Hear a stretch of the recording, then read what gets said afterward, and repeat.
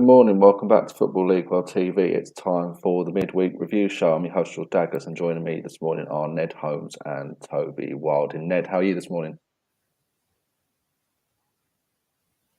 Yeah, all good. Thanks, George. Some fantastic sort of EFL football from all three divisions for us to get our teeth sort of stuck into in the midweek for review. So looking forward to it. Yeah, there were some really interesting games across the three divisions in the last 2 days. Toby, how are you? Yeah, good. Thanks. As Ned says, there's been some really eye-catching results, hasn't there, across the three divisions that are going to have a big impact, you feel, come the end of the season. So, going to be really good to sort of get into a few of those games. Yeah, certainly will be. EFL fans, we're across Facebook, YouTube and Twitter for the next 20 or so minutes. Let us know where you're at a game over the last couple of days. What did you make of the result for your team, if they played, of course? Championship, League One and League Two to talk about on the show this morning. But first of all, as ever, we start with the Championship.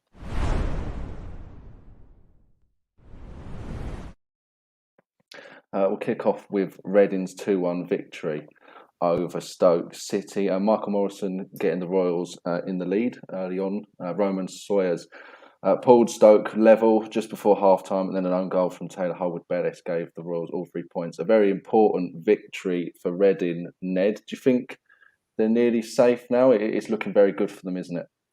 Yeah, you've got to think they're nearly there. I mean that Barnsley game in hand is obviously the important one. I think it's 8 points the gap at the moment. Barnsley, it's 7 games left to play.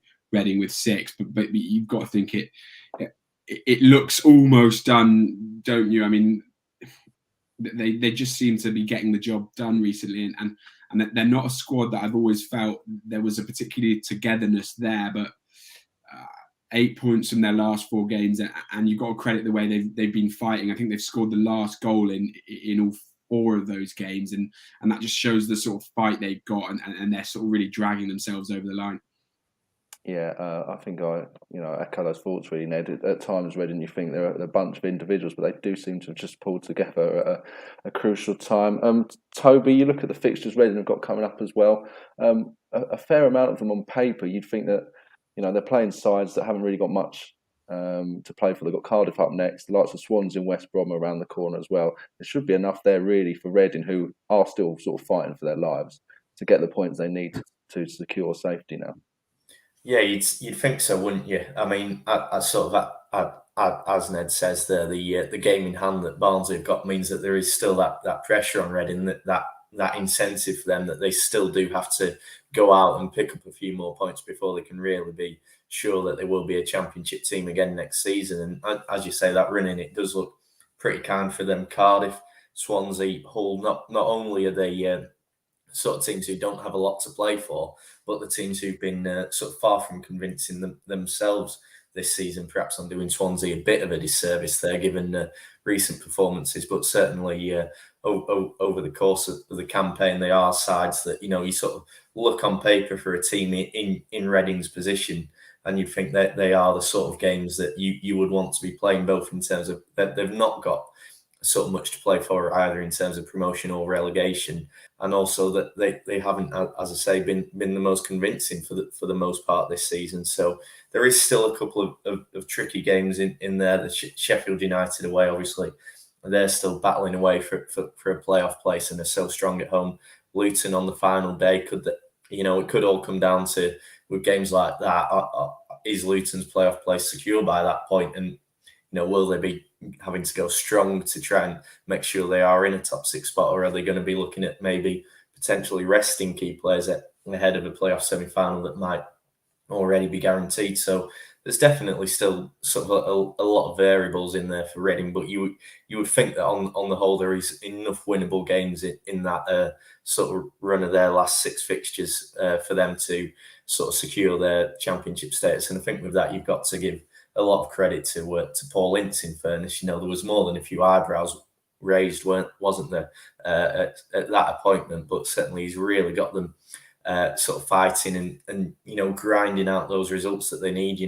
Perhaps weren't the most glamorous of goals that they scored last night, but it doesn't matter. They got the 3 points, and that's all that matters for a side in that position. And they've picked up some really good results as well. Bournemouth with the draw there, and the win over Blackburn, 2 sides in the playoff mix as well. So Yeah, absolutely. A good, strong position for Reading, and fair play to Paul Ince for the way he's turned it around with this recent run of results. Yeah, I think that's a good point, Toby. You do have to give Paul Ince a lot of credit. I think plenty of people had written him off even before he'd managed the game, but it does seem to have, got Reading on a fairly even kill, and it's certainly looking good for the Royals, isn't it, in terms of their survival chances at the moment. Currently sitting 21st in the Championship table, Stoke sitting in 15th. Their campaign is very much fizzling out, unfortunately, for them. Two more games even to talk about in the Championship before we move on to League One. Up next is Sheffield United's 1-0 victory over QPR. Ned, it was a big game, obviously, for both sides. Both still playoff contenders in a sense, but QPR in particular really struggling now, aren't they? Mark Warburton, the pressure appears to be mounting on him as manager. Are you surprised that he's still in the job, or do you think QPR should be sticking with him? I think there's some that might suggest that Rangers would be wise to keep with him for next season, regardless of what happens this year. I actually think he's really been a victim of his own success. I think it's incredible that we're having this conversation. I guess the business of football and all that, but I think it's a bit of a sad reflection of where we are with the way clubs look to change managers. I mean, you've got to remember when Mark Warburton came in, QPR was sort of cash-strapped, a team that was sort of make sure that they weren't getting sucked. He's then sort of lost his. He sold had to sell his two key attacking players in consecutive windows in Eberezi and Bright Asai Samuel, and yet every year the team has improved year on year, and it's obviously a really disappointing drop in form for them. But I think you look at sort of the likes of Lyndon Dykes not being able to get into regular form, Chris Willock's injuries, the injuries to the goalkeepers, and I don't think things have really fallen their way.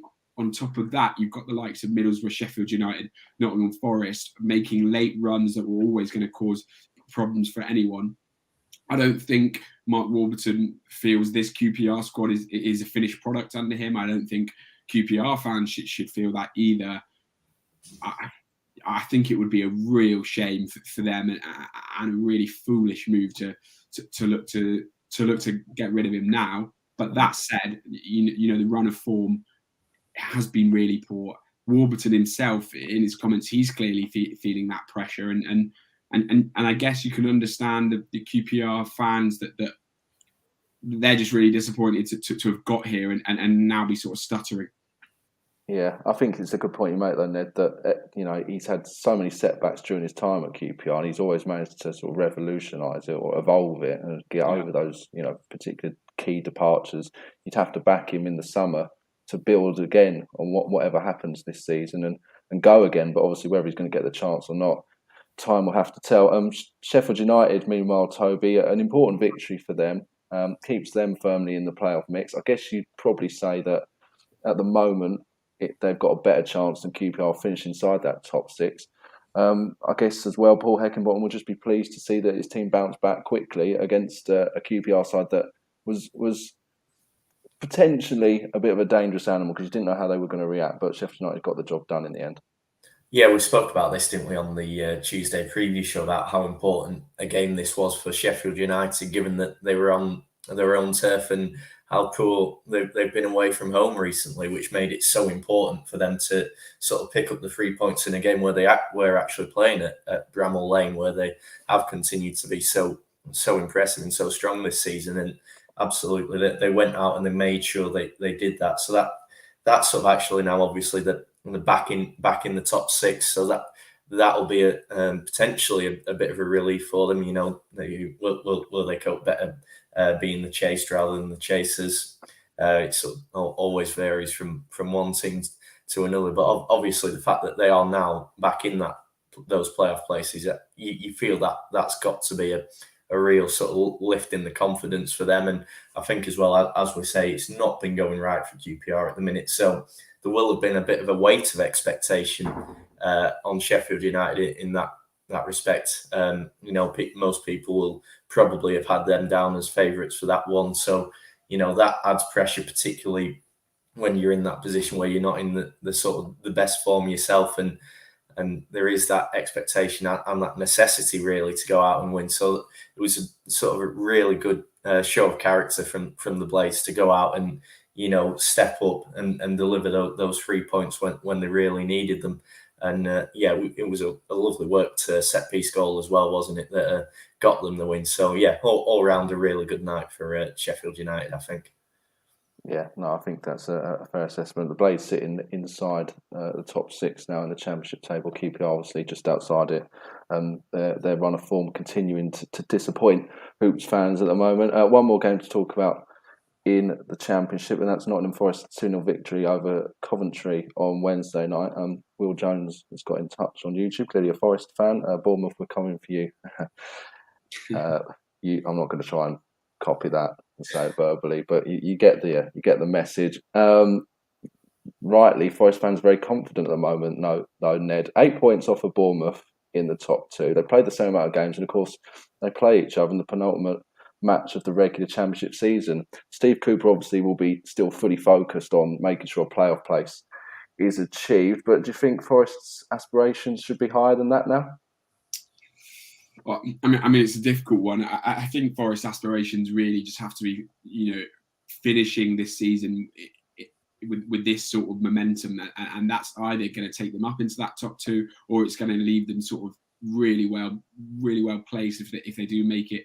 Well, if it is the playoffs that they finish in. You've got to think at the moment they are the team that no one else wants to come up against in those playoffs. I mean, they just keep rolling on, don't they? I mean, I thought some fantastic performances yesterday, not least Keenan Davis, hugely impressive.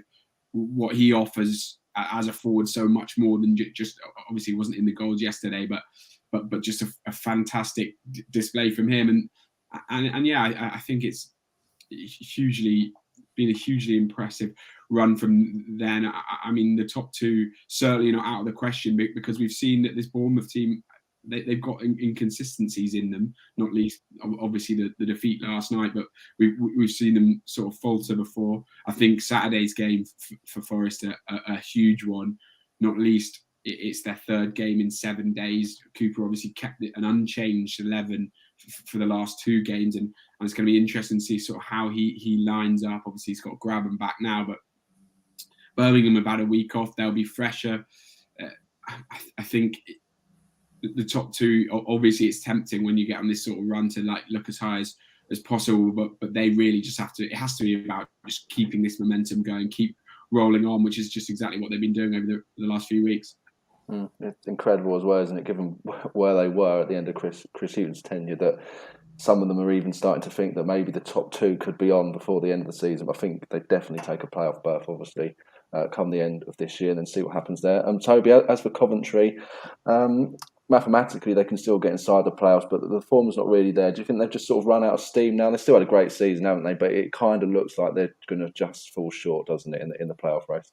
Yeah, you get that feeling now, don't you? 8 points adrift, and they've not got any games in hand on any of the other teams. So it's an uphill battle as it is for them to get in. And as you say, you look at the form at the minute, just the one win in the last day.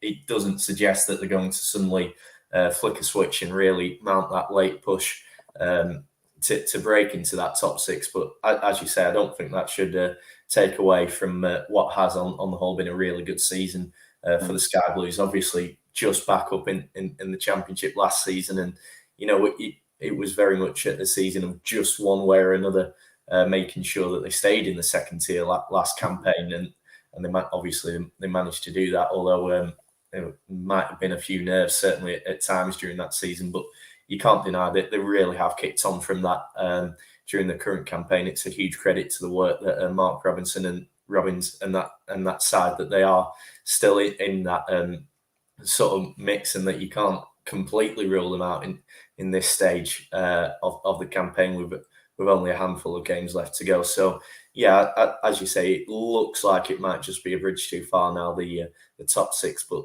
definitely a season that on the whole I think Coventry can be pleased with. I mean, there's going to be a lot of other teams who are going to suffer similar results as they did against Forest, who have done and will still do over the course of the campaign. So not too much to be disappointed about come the end of the season. I think most Coventry fans would have been happy with sort of the top half finish, that they should still be in a good position to take. So yeah, I think as I say, playoffs beyond them, but past that, very good second season in this division. Yeah, certainly some good groundwork being laid, isn't it, at Coventry ahead of next season. They'll be looking to obviously try and challenge for the top six again in 2022-23 if they do, of course, miss out this season now.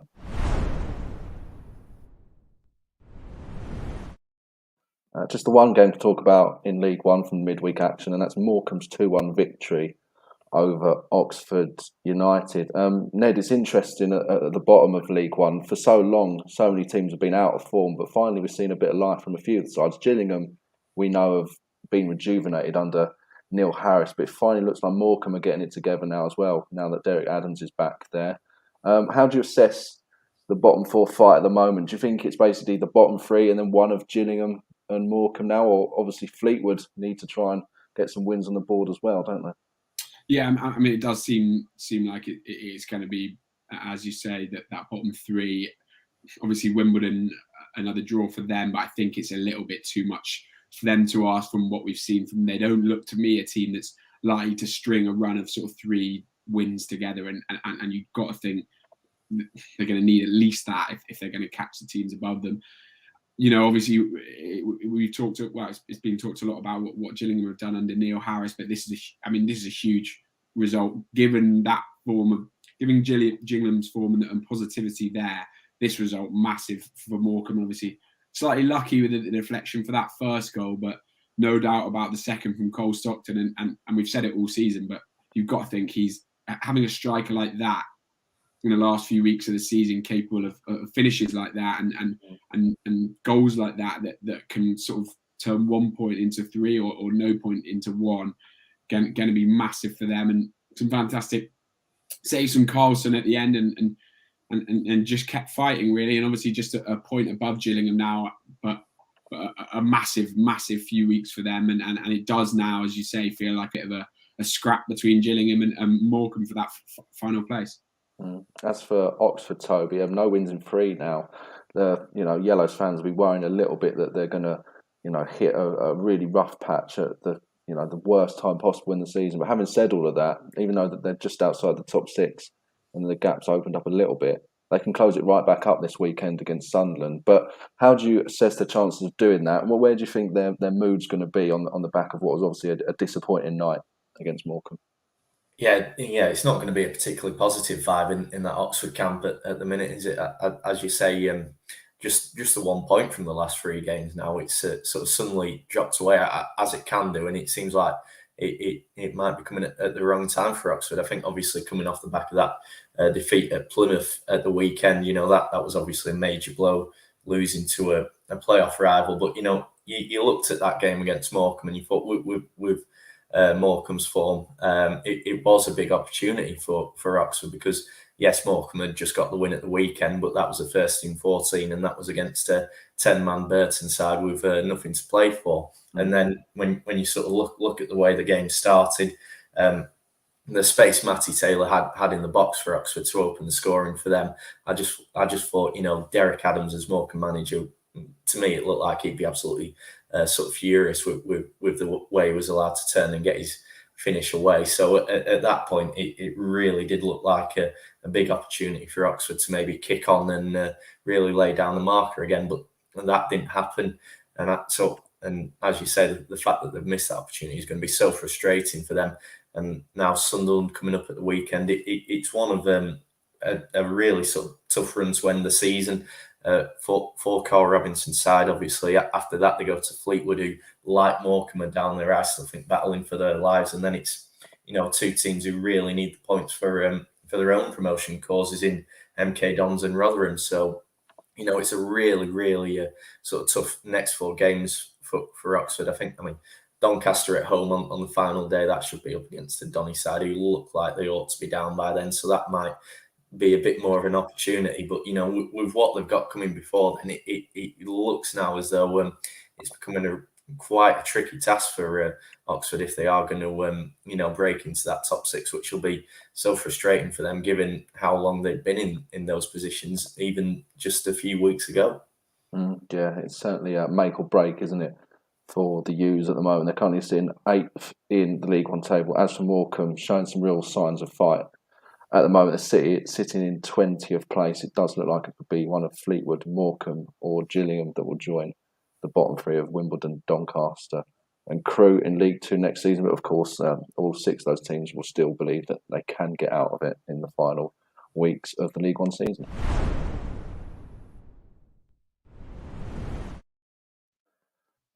Let's talk League Two then, just before we go from the midweek review on Football League or TV. We'll start off with Forest Green's 1-0 victory over Mansfield. Ned, Forest Green for so much of the season were blowing teams away, but obviously they had a little bit of a blip in recent weeks. I think they'll probably be quite pleased that they're just grinding out results now. That's their third 1-0 victory in a row, and it looks like any perhaps questionable doubts that were coming in over Forest Green achieving promotion have probably been put to bed now. It does look like they're going to get themselves over the line, doesn't it? Yeah, absolutely. As you say, I mean, it's a bit of a cliche, but we talk about the early part of the season being all about performances and this part of the season being all about results.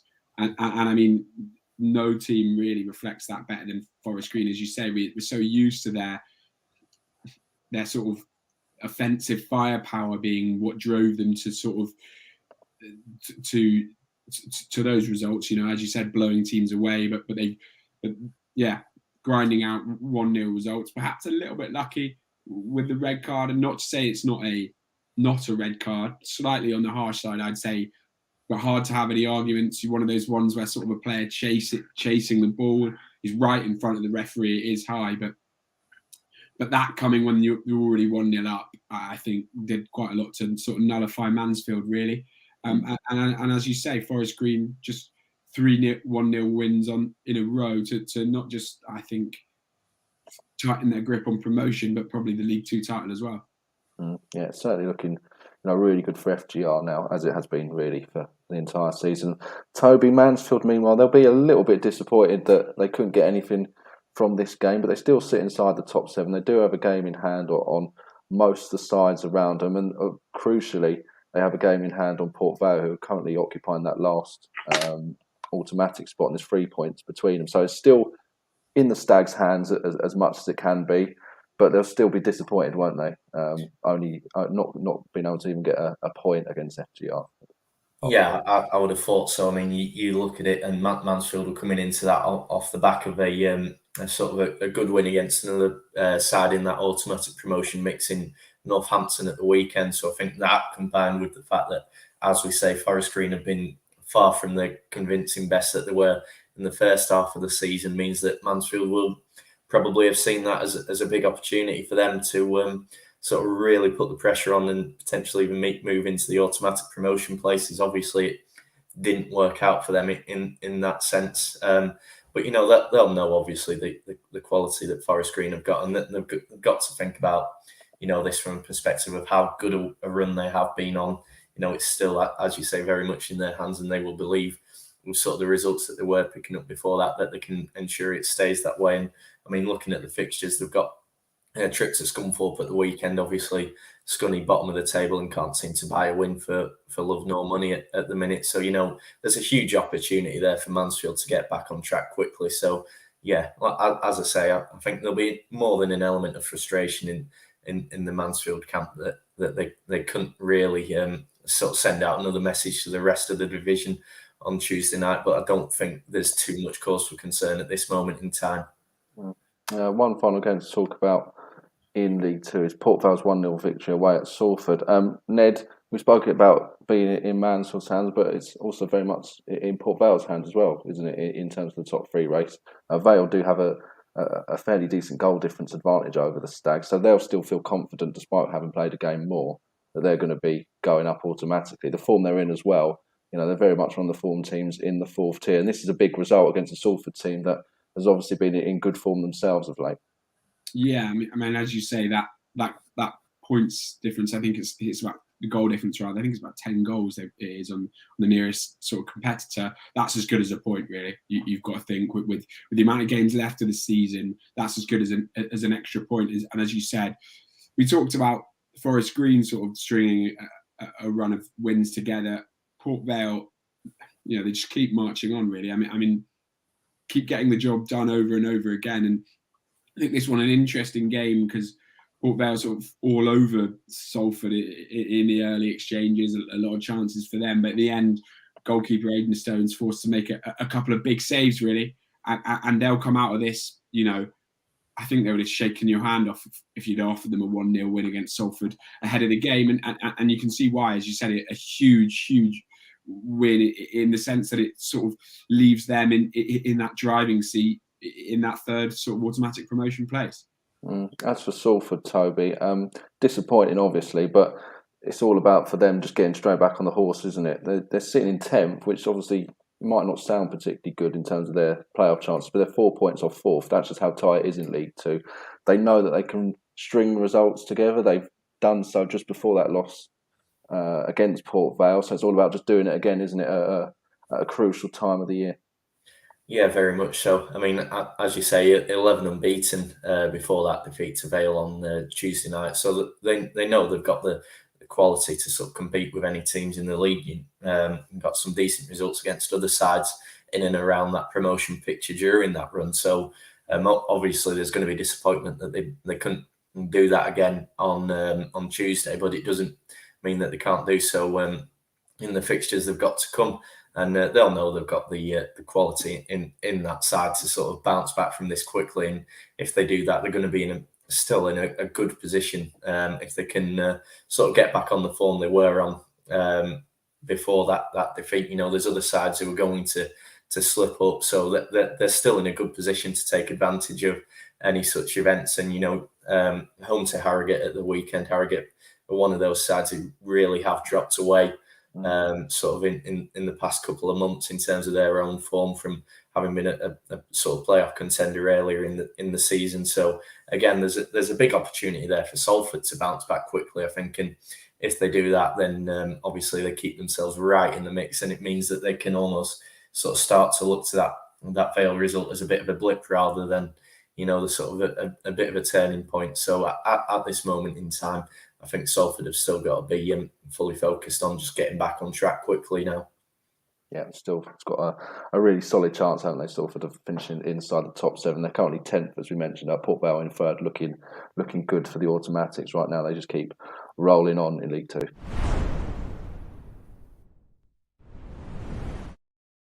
And that brings the midweek review show Football League Well TV to a close, and that's it as well for programmes on the channel for today. Coming up tomorrow, the betting show at 10 a.m. Sam Rourke hosting that one. He's joined by Billy Mully, and Ned will be with him as well. And then the EFL weekend preview is on, as ever, on a Friday afternoon, 4:30. Alfie Burns hosting that one, and Marcus Alley will be joining him. Toby and Ned, thanks for joining me this morning and getting your thoughts on the midweek action. Has been interesting as ever, and for those watching and sending in comments, much appreciated as always. Just before we go, a quick plug for Football League Well TV on YouTube. If you can subscribe to the channel, that would be greatly appreciated, and do like this video as well. That would help us all out here at Football League Well. But for myself, Ned and Toby, it's bye for now.